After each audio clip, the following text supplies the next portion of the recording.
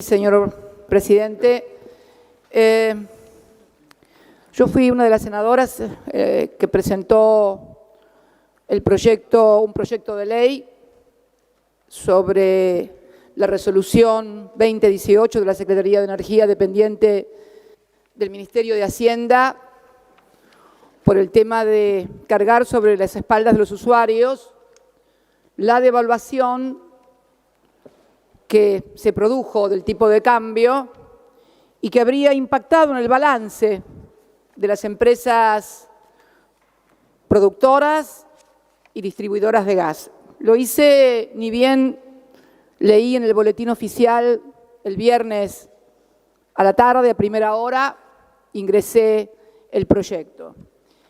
La verdad que la única manera de derogar esto, se lo dije recién al secretario parlamentario cuando se acercó aquí, que primero hubo un intento de proyecto de resolución, que obviamente no es posible que nosotros, a través de una resolución, que es la decisión unilateral de uno de los cuerpos parlamentarios, modifiquemos una decisión de cualquier órgano del Poder Ejecutivo, y frente a una decisión del Poder Ejecutivo, la única manera legal, constitucional, institucional que cabe es la del instrumento de una ley que deroga una resolución, un decreto o cualquier otro instrumento resolutorio que se dé en el ámbito del Poder Ejecutivo.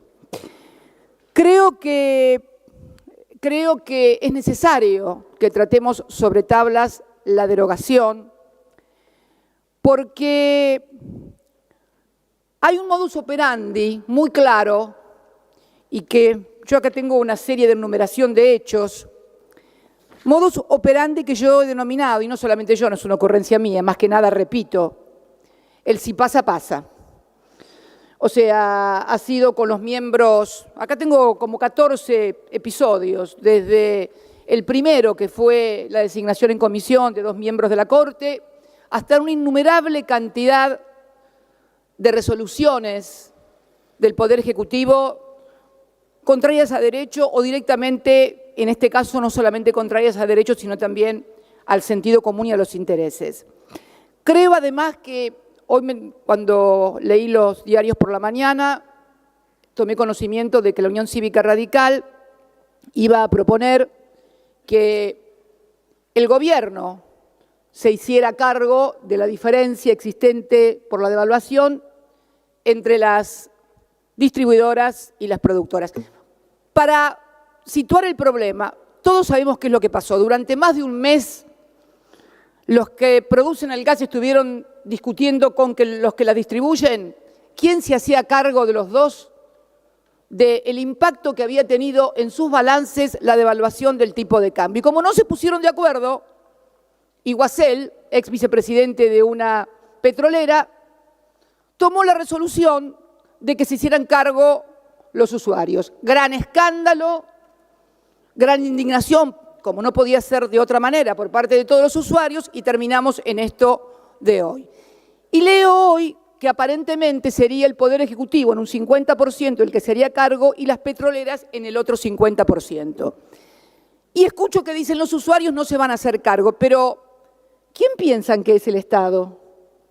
¿Quién va a sacar la plata del bolsillo? ¿Macri y Iguacel o la van a sacar de recursos públicos? Yo quiero que nos situemos como representantes de lo que somos acá en estas bancas.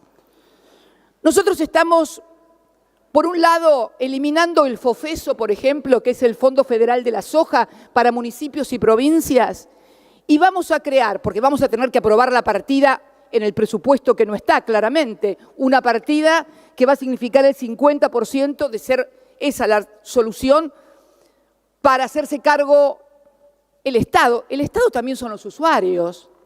Es más, son los que ni siquiera por ahí tienen una red domiciliaria de gas y pagan el IVA, porque el Estado lo va a pagar con recursos públicos, con recursos de los impuestos que pagan todos y todas.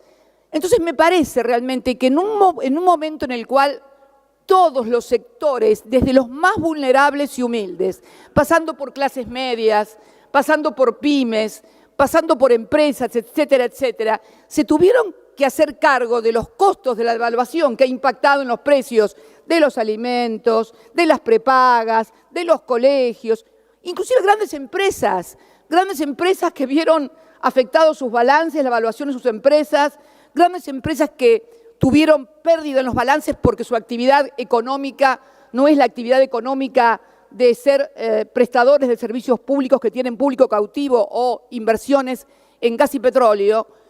Y de repente el Estado ahora se va a tener que hacer cargo en el presupuesto, en la ley de presupuesto, con recursos públicos de pagar esto. Realmente no me parece justo, no me parece equitativo y yo me pondría a pensar seriamente en la legalidad.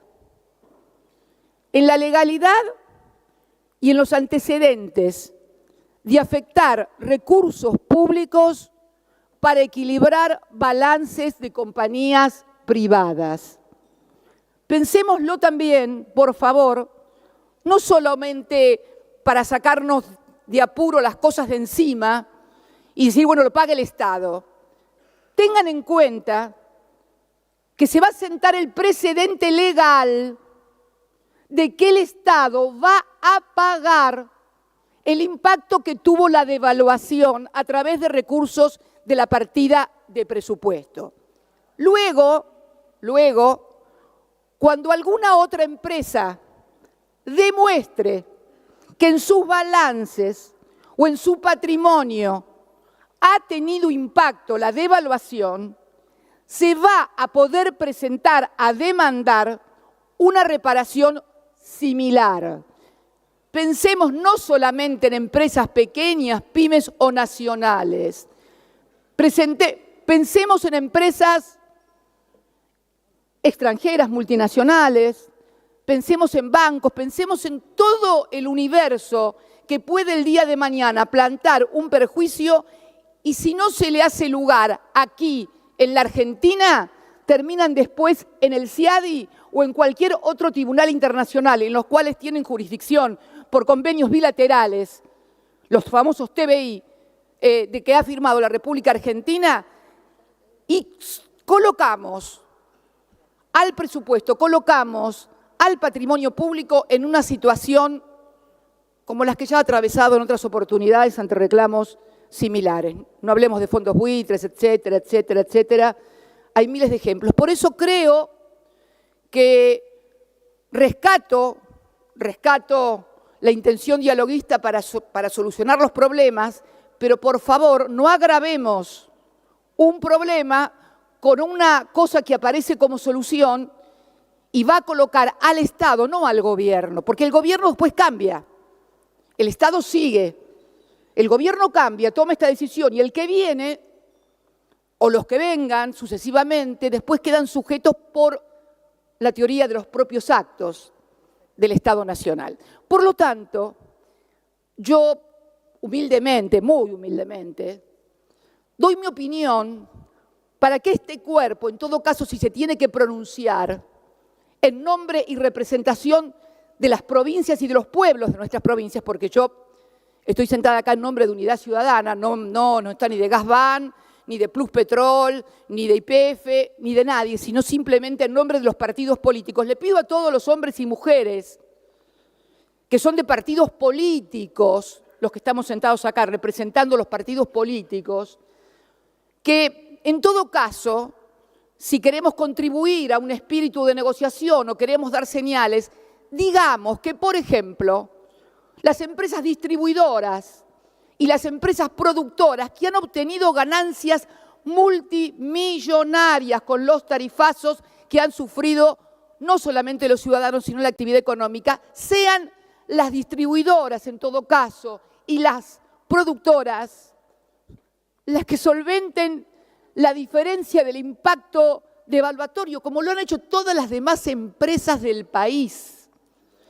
Y los ciudadanos, díganme qué empresa no ha tenido un impacto en sus balances o en su actividad económica por efecto de la devaluación. No existe. Díganme qué comerciante no tuvo un impacto en su comercio con la devaluación. Díganme qué ciudadano o ciudadana no tuvo un impacto con la devaluación. ¿Y qué han hecho? Lo han soportado y lo siguen soportando. Digo yo, las distribuidoras y las productoras que han tenido multimillonarias ganancias. Tengo acá lo informado a la Comisión Nacional de Valores.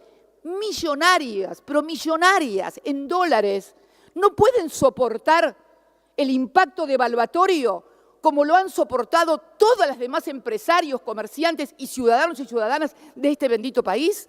¿Por qué nosotros, en nombre de los partidos políticos, por qué nosotros, en nombre de la política, le vamos a dar un fondo, un subsidio a estas empresas? ¿Se lo merecen realmente? Pero entonces, ¿en nombre de qué y de quién estamos sentados todos acá? Yo creo que, y la verdad que uno lo siente hablar de algunos empresarios que se la pasan hablando del capitalismo y condenando a los populismos. Para colmo, todos ellos tienen público cautivo, señor presidente. No son empresarios para los cuales alguien, si está caro, no se lo paga. No, cuando uno tiene un supermercado o cualquier otra cosa, si alguien ve que está caro, va a otro supermercado o no lo compra. Pero cuando uno es mercado cautivo porque no le puede comprar a otro la luz, ni el gas, ni el agua, a ese empresario que además no arriesga, porque ser capitalista es también tomar riesgo, como lo toman todos los otros actividades económicas. Nosotros le vamos a asegurar acá desde nuestras bancas, desde la política, que su balance es el balance que no va a tener impacto. Todos los demás están desbalanceados y algunos le diría que reventados, señor presidente. A la gente no le alcanza más el dinero. Pero además, esta solución, ¿qué va a pasar con la próxima devaluación? ¿Qué va a pasar con la próxima devaluación? Miren, en el tema tarifario tienen en serio que ponerse a pensar en una especificación definitiva y fundamentalmente, más allá del valor del BTU, del valor de pozo, tienen que declarar una suerte de emergencia. La gente está en emergencia con el costo de las tarifas, no lo pueden pagar. Hay departamentos de 50 metros cuadrados con una estufa y una cocina que cocina una vez al día o no cocina nunca, que están llegándole facturas de 7.000, 8.000 pesos. La gente ya no es un problema de que le parece caro o no lo pueden pagar ni lo van a pagar. Entonces, me parece que si nosotros, como cuerpo político, más allá porque hay cosas que, a ver, serás más populista, menos populista, más capitalista, menos capitalista, pero la luz, el agua, estamos hablando de la luz, del gas y del agua, estamos hablando de cosas básicas.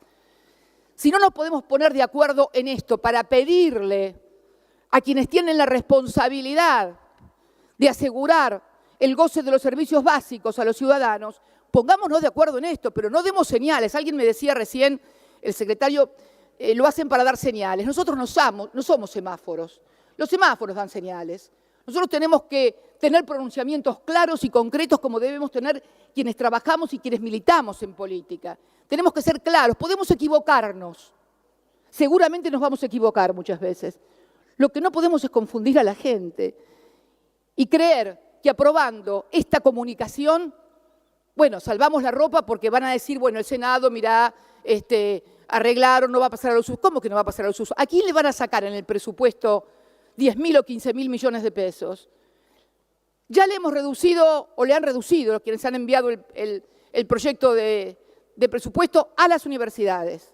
Hemos eliminado el Fondo Federal de la Soja que nuestro gobierno había instituido para que se distribuyera entre provincias.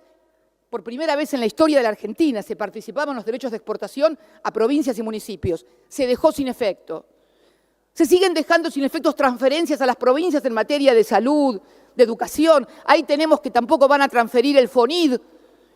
O sea, vamos a sacar todas las transferencias que eran para docentes, para educación, para municipios, y vamos a crear una partida para las productoras de gas y petróleo y las distribuidoras. Bueno, si van a hacer eso, no cuenten con nuestro voto, señor presidente. Muchas gracias. Gracias.